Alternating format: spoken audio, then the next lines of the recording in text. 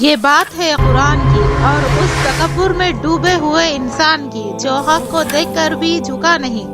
یہ قصہ ہے اس شخص کا جس کا دل یقین سے بھر گیا تھا لیکن اس کا غرور اسے سچ کے قریب آنے نہیں دیتا تھا۔ یہ بات ہے سورہ العلق کی آخری آیت۔ یہ بات ہے اس آگ کی کھائی کی جو اللہ تعالیٰ نے سرکش لوگوں کے لیے تیار رکھی تھی، اور یہ بات ہے اس وحی کی جو اللہ تعالیٰ نے اس غرور کے جواب میں سورہ العلق کا وہ حصہ ہے جو نازل ہوا جب ظلم اپنی انتہا کو پہنچ چکا تھا۔ وہ دن جب رسول اللہ صلی اللہ علیہ وسلم اللہ کے کلام کے ساتھ کعبہ کے پاس نماز ادا کرنے لگے، ایک ایسی نماز جو مکہ کے لوگوں نے پہلے کبھی نہیں دیکھی تھی۔ سر زمین پر جھکتا ہے، زبان پر اللہ کا نام لیتے ہیں اور ہوا تک رک سی جاتی ہے۔ لوگ محسوس کرتے ہیں کچھ بدل گیا ہے، اور پھر پہلی بار مکہ والوں نے کہا محمد صلی اللہ علیہ وسلم نے کوئی نیا دین اختیار کر لیا ہے۔ یہ بات آگ کی طرح پھیلتی ہوئی ابو جہل تک پہنچتی ہے۔ وہ ابو جہل جو کہتا تھا اگر یہ سچ پر ہے اگر ہم اسے مان لیں گے تو ہم بانو مخزوم ہمیشہ کے لیے بانو ہاشم سے ہار جائیں گے، اور یہ میں ہرگز نہیں ہونے دوں گا۔ کروں گا۔ اس دن سے ابو جہل مختلف تاریخوں سے رسول اللہ صلی اللہ علیہ وسلم کو دھمکانے لگا۔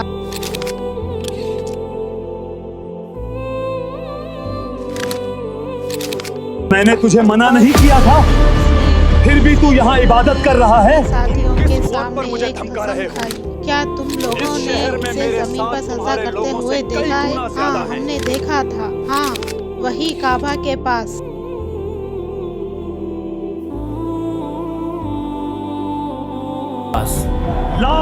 اگلی صبح مکہ کی ریت پر سورج کی پہلی کرنیں گر رہی تھی۔ رسول اللہ صلی اللہ علیہ وسلم مقام ابراہیم کے قریب سجدے میں تھے، اور اسی وقت ابو جہل اپنے ساتھیوں کے ساتھ گزرتا ہے۔ اس کی نظر پڑتی ہے محمد صلی اللہ علیہ وسلم پر، اور وہ غرور میں آگے بڑھتا ہے۔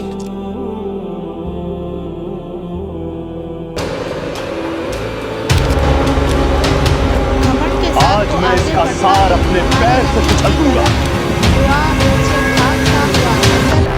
ہاں وہ کہہ رہا تھا اس نے اپنے اور نبی کے درمیان ایک آگ کی کھائی تھی جس میں کوئی پروں والی مخلوق تھی۔ رسول اللہ صلی اللہ علیہ وسلم نے فرمایا اگر وہ ایک قدم اور آگے بڑھتا تو اللہ کے فرشتے اسے پھاڑ ڈالتے۔ اسی تکبر کے جواب میں اللہ تعالیٰ نے سورہ العلق کی یہ آیت نازل فرمائی۔ پہلے بات کر لیتے ہیں آیت نمبر 6 سے لے کر 8 تک کی۔ کلا ان الانسان لیطغی ان رآہ استغنی ان الی ربک الرجعی۔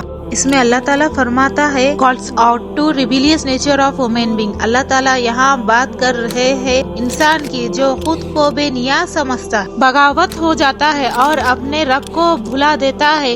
اس میں جو ورڈ آیا ہے کلا، اس کا مطلب ہے یقیناً۔ تو آیت ہے کلا ان الانسان لیطغی، یعنی یقیناً انسان بغاوت ہے، سرکشی کرنے والا ہے۔ پر وہ ایسا کیوں ہوتا ہے؟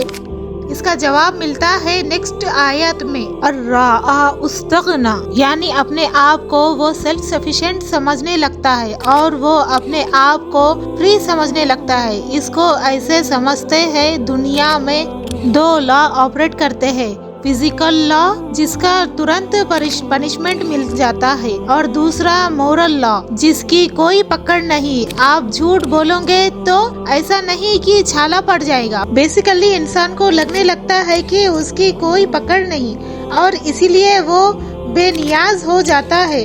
اور اس کا سولوشن اللہ تعالیٰ نے آگے آیتوں میں بتایا ہے، ان الی ربک الرجعی، اپنے رب کی طرف لوٹ کر جانا ہے، یعنی ایمان آخرت۔ اگر یہ یقین دل میں پیدا کر دیا جائے کہ اللہ دیکھ رہا ہے تو یہ سب سے بہترین طریقہ ہے لوگوں کو صحیح راہ پر لانے کا۔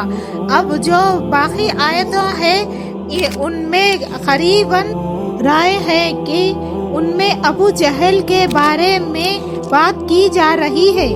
ارأیت الذی، یہاں اس میں ایک ورڈ ہے ارأیت، اس کا مطلب ہوتا ہے کیا تم نے دیکھا، کیا تم نے غور کیا۔ ارأیت الذی ینہا، یعنی سوچو تو उस शख्स के हाल पर जो रोक रहा है, अब कैसे रोक रहा है, इसका जवाब है नेक्स्ट आयत में। अब्दन इज़ा सला, अब्दन यानी अब्द। अब्द का मतलब होता है बहुत बड़ा, बहुत मैग्निफिकेशन। ये लफ्ज तब आता है जब उर्जी शान का जिक्र है हमारे नबी का। इज़ा सल्ला यानी जबकि वो नमाज पढ़ रहे थे। तो यहाँ कौन रोक रहा था? अबू जहल। और किसको रोक रहा था? मोहम्मद सल्लल्लाहु अलैहि वसल्लम को। कहीं ऐसे वाक़या हुए धमकियाँ देने के अलावा भी जहाँ ये उससे पहले जब अलग अलग तरीके से अबू जहल ने नमाज से रोका। इनमें से एक दिल चीर देने वाला वाक़या है जब अबू जहल अपने साथियों के साथ बैठा था और उसकी नज़र मोहम्मद सल्लल्लाहु अलैहि वसल्लम पर पड़ी जो नमाज अदा कर रहे थे। और सुबह जो ऊँट ज़बा हुआ था उसकी ओजरी अभी भी वहीं पड़ी है, कोई है जो लेकर आएगा? मैं लेकर आता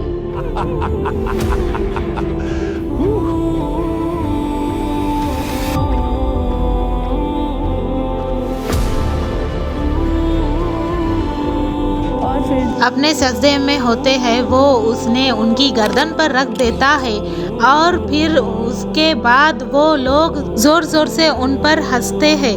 उस उजरी की वजह से रसूलुल्लाह सल्लल्लाहु अलैहि वसल्लम अपनी गर्दन नहीं उठा पा रहे थे और लोगों में इस कदर का खौफ था अबू जहल का कि कोई उनकी मदद को ना आया।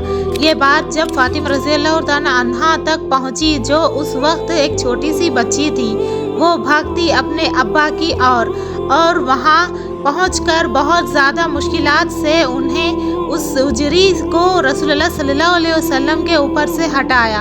और इस वक्त ने नबी करीम सल्लल्लाहु अलैहि वसल्लम का दिल यूं ही दुखाया कि उन्होंने उन सातों का नाम लेकर अल्लाह ताला से दुआ करी कि या अल्लाह इनका फैसला तू कर। और यही वो 7 लोग थे इंक्लूडिंग अबू जहल जो बुरी तरह से जंग बदर में मारा गया। अब बात करते हैं 11वीं और 12वीं आयतों की।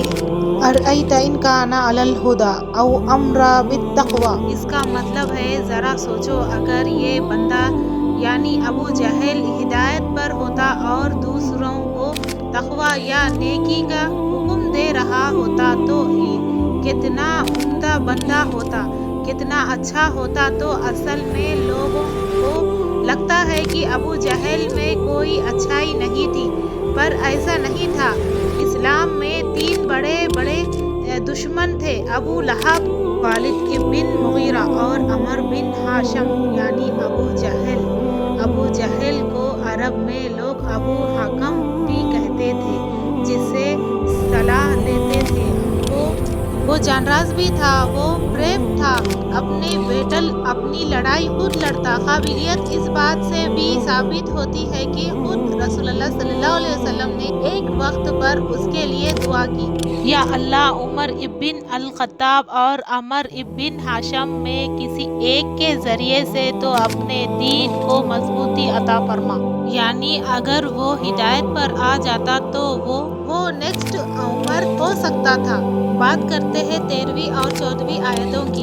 अरअयता इन कज़्ज़बा तवल्ला, यानी जरा सोचो कि अगर उसने इसे झुठलाया और पीठ मोड़ लिया है। अलम यालम बी अन्नल्लाह यरा, तो क्या उसका ये ख्याल है कि अल्लाह नहीं देख रहा है? आपको जानकर हैरान होगी कि अबू जहल को ये पता था कि मोहम्मद सल्लल्लाहु अलैहि वसल्लम सच कह रहे थे।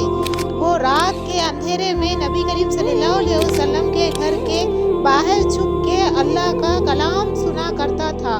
उसके अलावा 2 और लोग थे जो छुपकर कुरान सुना करते थे, अबू सुफियान और अनस। और एक दिन वो तीनों अचानक से एक दूसरे से टकरा क्या कर रहे हो? तुम यहाँ क्या कर रहे हो? वल्लाह कल से हम लोग यहाँ नहीं आएंगे। अगले दिन फिर वही हुआ, उसके अगले दिन फिर वही। तब जब अबू सुफियान आपको क्या लगता है वो जो कहता है याद है? सच है, और हम बानू हाशिम के साथ हमेशा मुकाबले में रहे हैं। उन्होंने गरीबों को खिलाया हमने और खिलाया, उन्होंने मेहमान नवाजी की, हमने उनसे बड़े दस्तरखान सजाए। पर अगर हम ये मान लें कि उनमें से एक नबी है, तो हम बानू मखजूम हमेशा के लिए बानू हाशिम से हार जाएंगे। और ये मैं हरगिज नहीं होने दूंगा। यानी उसे पता था सच, पर फिर भी उसने उसे झुठलाया। आखिरी 20 आयतों में अल्लाह ताला जिक्र करते हैं कि क्या अंजाम होगा ऐसे लोगों का जो तकब्बुर में आकर सरकशी करते हैं। कल्ला लइल्लम यंतही ला नस्फआ बिन नासिया, यानी अगर ये बाज ना आए तो हम इसकी पेशानी के बाल पकड़ कर खींच लेंगे। यहाँ एक लफ्ज है बिन नासिया, यानी पेशानी। आसान भाषा में इसका मतलब होता है माथे के पास के बाल। तो सोचिए इससे बड़ी क्या तौहीन होगी कि इसको माथे के पास से पकड़ कर खींचा जाएगा। नासिया तिन कासिबा तिन खातिया। आगे अल्लाह ताला इसे और डिटेल में बताते हैं कि वो पेशानी कैसी है। एक ऐसी झूठी और खातियान यानी खता करने वाली पेशानी। फलियत नादिया। तुम किस क़ुव्वत पर मुझे धमका रहे हो? इस शहर में मेरे साथ तुम्हारे लोगों से कई गुना ज्यादा हैं।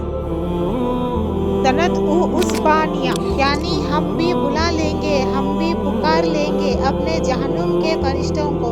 अब आखिरी आयत में अल्लाह ताला अपने से कहते हैं कल्ला ला तुतीहु वस्जुद वख्तरीब, यानी ऐ नबी आप इसकी परवाह ना कीजिए, आप सजदा करिए और अपने रब के और करीब हो जाइए। अब आज इस सूरे का हमारी जिंदगी में क्या सिग्निफिकेंस है।